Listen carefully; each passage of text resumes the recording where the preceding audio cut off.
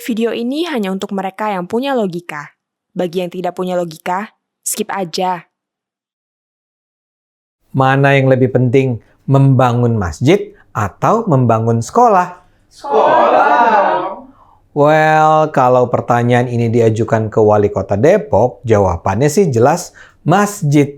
Saking dirasa pentingnya masjid, sampai-sampai sang wali kota memerintahkan sebuah SD dipindahkan tanpa ada bangunan pengganti.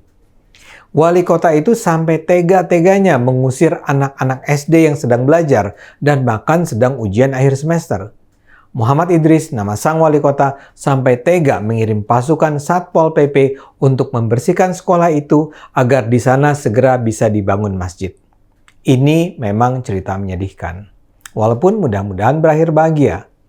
Setidaknya saat ini sang wali kota sudah menyatakan akan menunda pengusiran para murid tersebut. Namun ini bisa terjadi akibat perlawanan yang terus-menerus yang dilakukan para ibu-ibu orang tua murid dengan dibantu para relawan masyarakat sipil. Dukungan partai politik datang dari Partai Solidaritas Indonesia atau PSI dan PDIP. Juga ada dukungan dari Komisi Perlindungan Anak Indonesia, Ombudsman, dan Komnas HAM. Saya dan kawan-kawan dari Pergerakan Indonesia untuk Semua atau PIS juga menurunkan tim untuk meliput apa yang terjadi di sana. Bahkan yang juga mengejutkan, salah satu kelompok yang bersedia berjaga-jaga menjaga sekolah adalah Pemuda Pancasila. Saya percaya karena tekanan publik itulah akhirnya sang wali kota yang didukung oleh PKS menyerah. Untuk sementara pengusiran sekolah dihentikan. Mudah-mudahan terus berlanjut. Kisah menyedihkan ini bermula awal tahun. Idris mengaku diminta oleh Gubernur Jawa Barat Ridwan Kamil mencarikan lahan kosong di daerah Jalan Margonda untuk dibangun masjid raya. Kata Idris, Ridwan mendapat keluhan dari warga Depok yang merasa sulit menemukan masjid di daerah itu untuk sholat seusai pulang kantor. Tapi ternyata soal mencari lahan kosong itu tidak mudah. Jalan Margonda adalah jalan utama yang lokasinya sangat strategis. Kalaupun ada lahan tersedia, harganya sangat mahal, di atas 30 juta rupiah per meter. Karena itu, Ridwan Kamil menyarankan ada aset Pemkot Depok yang bisa dialih fungsikan menjadi masjid raya. Nah, dengan pikiran yang terbatas, Idris menjatuhkan pilihan pada SD Negeri Pondok Cina 1. Kenapa SD itu yang harus digusur? Tidak terlalu jelas. SDN 1 Pondok Cina adalah sekolah yang syarat prestasi yang sudah berusia puluhan tahun. Dan kalau yang mau dibangun adalah sebuah masjid raya yang butuh parkir luas, lokasi SDN ini sama sekali tidak ideal. Tapi apa mau dikata, sang wali kota memutuskan masjid harus dibangun di atas lahan SDN itu. Pada 14 Februari 2022, Ridwan dan Idris berkunjung ke sana.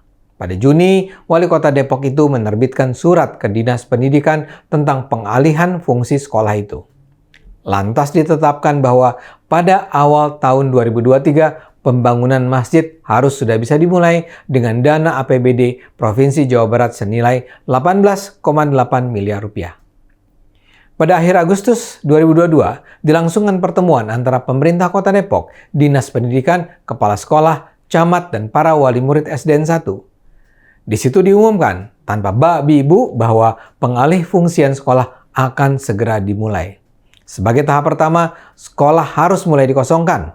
Para murid dikatakan akan dipindahkan ke dua sekolah di Pondok Cina, SDN 3 dan SDN 5. Murid kelas 1 sampai kelas 3 dipindahkan ke SDN 3, sementara murid kelas 4 sampai kelas 6 dipindahkan ke SDN 5. Guru-guru pun begitu, harus pindah ke kedua sekolah itu. Kapan? ASAP, as soon as possible. Ya tentu sajalah para orang tua murid menolak. Mereka bilang tidak. Mereka tidak mau anak-anak mereka ditumpangkan ke sekolah lain. Tapi Pemkop tampaknya memang tidak punya hati dan tidak punya telinga.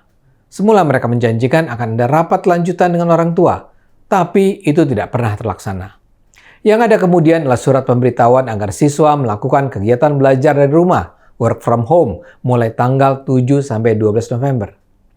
Tapi seusai ujian pada 14 November, siswa ternyata diminta tidak datang ke SDN Pondok Cina 1, melainkan langsung ke SDN Pondok Cina 3 dan 5. Di sekolah baru itu mereka akan bergiliran masuk pada pagi dan siang hari. Ini ditolak kembali oleh sebagian orang tua. Sikap Pemkot Depok ini memang memalukan. Mereka tidak mau mengaku bahwa keputusan memindahkan sekolah itu tidak dilakukan secara terencana, matang, dan bertanggung jawab. Kalaulah Pemprov mau mengalihfungsikan sekolah, bagaimana dengan nasib murid? Dalam pandangan awam saja, pemerintah tidak bisa begitu saja menutup SDN 1 sebelum menyediakan sekolah pengganti. Pemkot bersikap seolah-olah ada urgensi yang mendesak sehingga harus pembangunan masjid dilakukan sekarang dengan mengorbankan sekolah. Sekedar catatan, di daerah Beji yang menjadi lokasi penggusuran sekolah sudah terdapat 83 masjid dan 17 musola. Jadi kenapa juga pembangunan masjid harus diburu-buru? Yang terjadi kemudianlah rangkaian tindakan yang sama sekali tidak manusiawi. Para guru diperintahkan untuk berhenti mengajar. Lantas ada pula pembangunan trotoar tepat di depan gerbang sekolah sehingga sulit bagi pihak manapun untuk bisa masuk ke kompleks sekolah. Bahkan Pemkot mulai mengirim pasukan satpol untuk mengangkuti barang-barang di sekolah dari meja, bangku, komputer, alat tulis, dan sebagainya. Hebatnya, para orang tua murid memutuskan melawan. Dari sekitar 500-an murid, sekitar 180 bertahan. Anak-anak yang bertahan itu tetap datang ke sekolah. Sebagian anak mengaku mereka dibully bersekolah di SDN 3 dan SDN 5. Mereka juga mengaku rindu dengan suasana sekolah dan guru-guru yang selama ini mendidik mereka. Yang juga mengharukan adalah kehadiran para relawan yang berasal dari beragam latar belakang. Sebagian besar relawan adalah mahasiswa dari sejumlah perguruan tinggi yang ada di sekitar sekolah. Universitas Indonesia, BSI, Gunadarma. Ada pula warga biasa termasuk guru dari sekolah lain yang terketuk hatinya. Peran utama mereka adalah menjadi guru pengganti. Mereka merujuk pada materi kurikulum yang baku dan berusaha mengajar sesuai dengan kemampuan masing-masing. Sebagai pengawal, seperti saya katakan, ada Pemuda Pancasila. Ini menarik karena selama ini kan nama organisasi ini agak negatif.